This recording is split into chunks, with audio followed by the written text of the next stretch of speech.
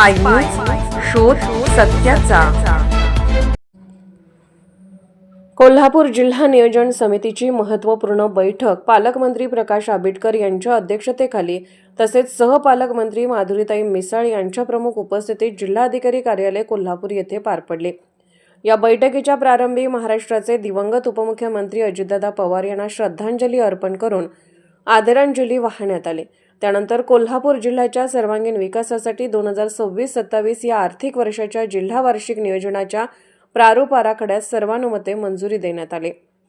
खासदार धैर्यशील माने, आमदार राजेंद्र पाटील यड्रावकर, आमदार अमल महाडिक, आमदार चंद्रदीप नरके, आमदार अशोकराव माने, जिल्हाधिकारी अमोल येडके, कोल्हापूर महानगरपालिकेचे आयुक्त के मंजुलक्ष्मी, जिल्हा परिषदेचे मुख्य कार्यकारी अधिकारी कार्तिकेयन एस, इचलकरंजी महापालिकेचे आयुक्त पल्लवी पाटील यांच्यासह विविध विभागांचे वरिष्ठ अधिकारी उपस्थित होते।